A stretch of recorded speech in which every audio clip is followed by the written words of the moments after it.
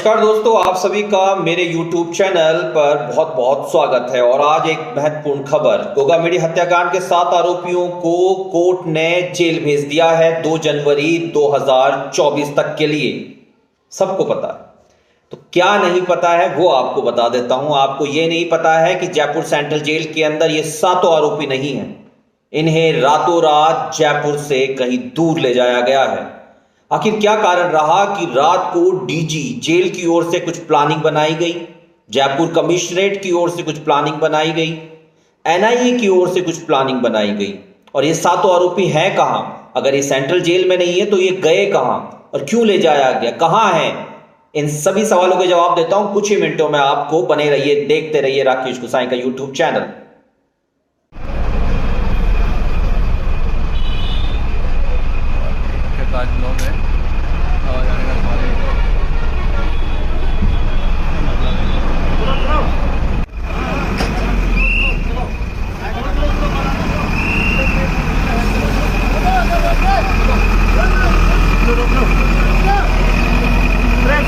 Starting को करानी पड़ेगी ना, इसको आगे ले लेंगे, एक ही बात है।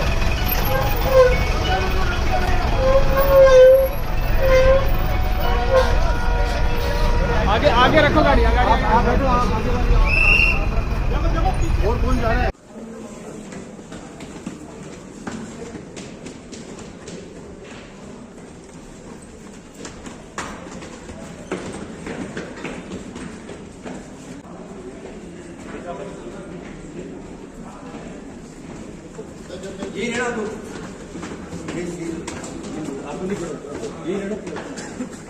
आप सभी का दोबारा से मेरे चैनल पर स्वागत है। और आपके उस एक सवाल के साथ छोड़कर गया था कि आरोपी अगर जयपुर सेंट्रल जेल में नहीं है तो ये 7 आरोपी आखिर कहां गए, इन्हें क्यों ले जाया गया, इन्हें जयपुर सेंट्रल जेल में क्यों नहीं रखा गया, और अगर रखा गया है तो कौन सी जेल में रखा गया और क्यों रखा गया है? ये सभी सवाल आपके अंदर कुलबुला रहे होंगे। इसीलिए मुझे लगा कि आपको इन सवालों के जवाब जल्द से जल्द दे देने चाहिए। तो देखते रहिए और कुछ ही देर में आपको इन सवालों के जवाब मिलेंगे। नितिन फौजी, रोहित राठौर, रामवीर जाट, उधम सिंह, भवानी, राहुल और सुमित, इन 7 आरोपियों को एनआईए कोर्ट ने 2 जनवरी 2024 तक के लिए जेल भेज दिया था। एनआईए ने कोर्ट से कहा था कि अभी इनमें किसी भी प्रकार का इन्वेस्टिगेशन बाकी नहीं है। अगर आने वाले कुछ समय में जरूरत पड़ेगी तो इन सभी आरोपियों से दोबारा पूछताछ के लिए कोर्ट के समक्ष पेश होंगे और रिमांड लेंगे।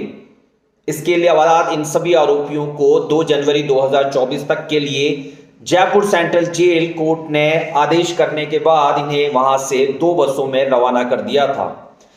नितिन फौजी, रोहित राठौर, रामवीर जाट और उधम सिंह एक बस में बैठे थे, तो वहीं इनके पूर्व के सहयोगी भवानी, राहुल और सुमित को अलग वैन में बिठाया गया था। इन्हें सीधा 6:15 पर जयपुर सेंट्रल जेल ले जाया गया। गेट पर जाते ही सीनियर ऑफिसर्स और एनआईए के एक ऑफिसर्स नीचे उतरे और जयपुर जेल के मुख्य दरवाजे को खटकाते हुए कहा कि गोगा मेडी हत्याकांड के मुख्य आरोपी, जो 7 आरोपी हम लोगों ने पकड़े हैं, उन्हें यहां पर जमा करना है। आप थोड़ा कंफ्यूज हो रहे होंगे, जमा करना क्या होता है? पुलिसिया लैंग्वेज के अंदर जमा करने का मतलब होता है कि वहां पर बंद कर देना है, आपके पास हम इन्हें सबमिट कर रहे हैं। अब एक शब्द आएगा कुछ देर बाद में, आमद, वो भी समझाऊंगा। पुलिसिया लैंग्वेज में इसको क्या बोलते हैं और क्यों बोलते हैं और क्या उपयोग होता है इसका, ये भी आपको समझाऊंगा। नितिन फौजी, रोहित राठौर, रामवीर जाट और उधम सिंह को लेकर वैन पहुंच जाती है Jaipur central jail. Jaipur central jail में जैसे ही पुलिस की वैन और पुलिस वैन के अंदर इन 7 आरोपियों को, 2 वैनों में इन 7 आरोपियों को देखा जाता है, तो जेल प्रशासन थोड़ा सत्ते में आता है। और सत्ते में आने के बाद जेल प्रशासन अपने सीनियर ऑफिसर से बात करता है। सीनियर ऑफिसर आईजी जेल होते हैं। आईजी जेल ये मैसेज डीजी जेल को रेफर करते हैं और डीजी जेल इस रेफर और इस मैसेज को सुनने के बाद में एक्टिव हो जाते हैं और वो एक जयपुर कमिश्नरेट के एक सीनियर ऑफिसर से बात करते हैं। उसके बाद एनआईए के सीनियर ऑफिसर्स को भी इसमें लूप में लिया जाता है, जिनके पास में इन्वेस्टिगेशन का पूरा जिम्मा है। और तकरीबन ये समय हो चुका है 6:30 से ऊपर का, 6:30 से 6:40 के बीच तक के समय में एक हेल्दी कॉन्वर्सेशन करीब 1 घंटे चलती है, जिसके बाद तय होता है कि ये सभी आरोपी जयपुर सेंट्रल जेल में नहीं रखे जाएंगे, इन्हें यहां से कहीं दूर ले जाना है। इन सभी को दूर क्यों ले जाया जा रहा है, प्लानिंग क्या है पुलिस की, इन सभी चीजों के सवाल हैं इस ब्लॉग में, जो मैंने खास तौर से आप लोगों के लिए बनाया है।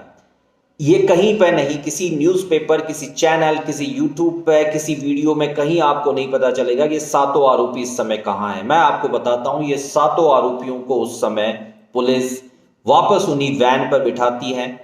सुरक्षा के लिहाज से कुछ और जाब्ता अपने साथ लेती है। कुछ स्पेशलिस्ट पुलिस ऑफिसर्स इस वैन में इन 7 आरोपियों के साथ बैठते हैं। QRT, ERT के गनमैन भी इस बस में मौजूद रहते हैं और इसके बाद ये बस रवाना हो जाती है जयपुर सेंट्रल जेल से। किसी को नहीं पता था कि ये कहां जा रहे हैं और ये धुक धुक, जो डर, जो खौफ, जो सनसनाहट आप समझ पा रहे हैं, ये सनसनाहट उन सातों आरोपियों ने भी समझ ली थी।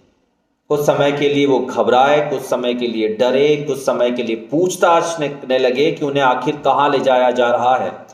जयपुर सेंट्रल जेल ले गए। जयपुर सेंट्रल जेल का दरवाजा भी खुला था, उन्हें अंदर शिफ्ट करने की पूरी प्लानिंग भी हो रही थी, लेकिन एकाएक दरवाजे बंद होते चले गए। पहले मैन गेट बंद हुआ, फिर जेल के मुख्य दरवाजा, जो छोटा दरवाजा है, उसके पास में एक छोटा दरवाजा बना होता, उसको बंद कर दिया गया। लाइटें ऑफ कर दी गई और उसके बाद इन्हें चुपके से वहां से शिफ्ट करना शुरू कर दिया। अभी तक ये वैन से नीचे नहीं उतरे हैं, इसलिए इनका डर का स्तर बढ़ता जा रहा था।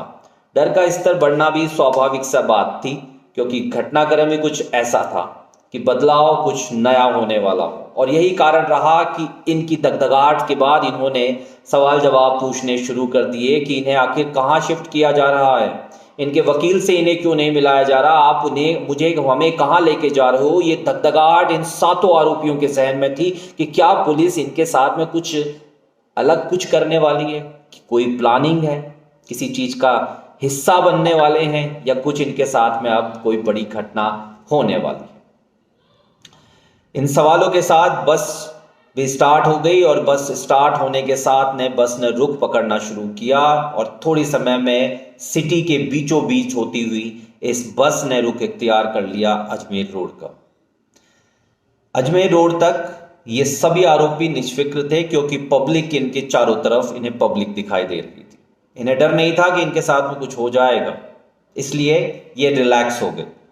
पर जूं ही रास्ता कटता गया, भांकरोटा क्लियर होता गया, सेज क्लियर होता गया, बगरू क्लियर होता गया, बगरू टोल क्लियर होता गया, इनकी धगधगाहट बढ़ने लगी और इनको लगा कि ये आज कुछ ना कुछ बड़ी प्लानिंग हो गई है इनके साथ में, और ये लोग अजमेर पहुंच गए। अजमेर का 2-2.5 घंटे का जो सफर है, ये बदमाश जानते हैं कि इन पर उस समय क्या बीती। डर, खौफ का साया और मौत का साया इनके ऊपर मंडराने लग गया था। तभी इन्हें दिखाई दिया शहर, और वो शहर था अजमेर। और कुछ ही समय बाद में करीब 8:30 बजे के समथिंग ये लोग पहुंच गए अजमेर हाई सिक्योरिटी जेल में। वहां पर बड़ी सुरक्षा के बीच इन सभी आरोपियों को एक एक कर अजमेर हाई सिक्योरिटी जेल से अंदर शिफ्ट किया गया। अब इन सवालों के जवाब जो शुरू से शुरू हो रहे थे, उन्हें मैं आपको बता दूं कि क्योंकि गोगा मेडिया हत्याकांड के बाद राजपूत समाज में खासा आक्रोश है इन आरोपियों को लेकर। यही कारण है कि जयपुर सेंट्रल जेल मौजूदा समय में ओवरलोड है, यानी कि जयपुर सेंट्रल जेल की जो स्ट्रेंथ है वो 1200-1300 कैदियों की रखने की है, जबकि उसमें 1600 कैदी रख रहे हैं। इनके पास में और ऐसी बैरक नहीं है जहां पर इनको सेफली रखा जा सके। यही कारण है कि इन 7 आरोपियों को हाई सिक्योरिटी जेल अजमेर के अंदर देर रात को शिफ्ट कर दिया गया, और ये आरोपियों की निगरानी रखने के लिए वो सीसीटीवी कैमरे जहां जिस बैरक में लगा रखे हैं, उस बैरक के अंदर इन्हें शिफ्ट कर दिया गया। उसके बाद में एक गार्ड यहां पर लगा दी गई है हाई सिक्योरिटी जेल में, जो इस पर निरंतर नजर बनाए हुए हैं। नितिन फौजी, रोहित राठौड़, रामवीर जाट और उदिम सिंह को अलग बैरक में रखा है, तो भवानी, राहुल और सुमित को अलग बैरक के अंदर रखा है, और हाई सिक्योरिटी जेल के अंदर इन पर पहरे के साथ साथ तीसरी नजर भी बनी हुई है। क्योंकि जिस तरह का थ्रेट इन लोगों को है, जिस तरीके के कारण इन लोगों को यहाँ शिफ्ट किया, उसको लेकर प्रशासन ने बड़े पुख्ता इंतजामात किए और बहुत बड़ी प्लानिंग के साथ में इन्हें यहाँ से हटाकर तत्काल प्रभाव से अजमेर हाई सिक्योरिटी जेल में शिफ्ट कर दिया गया। अब इन 7 आरोपियों को 2 जनवरी 2024 तक वहीं रखा जाएगा, जिसके बाद इनको कोर्ट में पेश किया जाएगा और इसके बाद आगे की कार्रवाई शुरू हो गई। एनआईए मौजूदा समय में इन दोनों आरोपियों से नितिन फौजी और रोहित राठौड़ से पूरी तैयारी के साथ में पूछताछ कर चुकी है। जो इनके सवालात थे उन पर काम कर चुकी है। अब तैयारी है महेंद्र की गिरफ्तारी की। महेंद्र अभी तक राजस्थान पुलिस और एनआईए की रडार पर है, हालांकि उसको अभी तक कहीं भी डिटेन नहीं किया गया। कब वो पकड़ा जाएगा इसकी अभी किसी भी प्रकार की आधिकारिक पुष्टि जानकारी पुलिस की ओर से नहीं मिल रही। वो कह रहे हैं कि अब एनआईए इन्वेस्टिगेट कर रहा है, एनआईए इस पर काम कर रहा है, उनका सहयोग राजस्थान पुलिस कर रही है। बहरहाल ये जानकारी के साथ में अब मैं लेता हूं आपसे विदा, क्योंकि मेरे को करना है कुछ महत्वपूर्ण चीजों पर और अधिक काम, और वो क्या काम होगा वो मैं आने वाले ब्लॉग में आपको बताऊंगा कि इस पूरे घटनाक्रम पर मैं एक सार आपको बताऊंगा आने वाले वीडियो में, जिसमें होगी गोगामेडी हत्याकांड की प्लानिंग को लेकर, गोगामेडी हत्याकांड के बाद में आरोपियों की मदद करने वाले लोगों तक, उसके बाद में महेंद्र कहाँ है, महेंद्र कब पकड़ा जाएगा, क्या महेंद्र के पास AK-47 और 6 पिस्टलें हैं या नहीं है, इन सभी सवालों के जवाब लेकर मैं आने वाले ब्लॉग में आपके साथ में हूँगा। इसीलिए प्यार अपनापन देते रहिए और सब्सक्राइब और लाइक और शेयर करना ना भूले राकेश गुसाई के YouTube चैनल को। बहुत बहुत शुक्रिया, बहुत बहुत धन्यवाद, नमस्कार।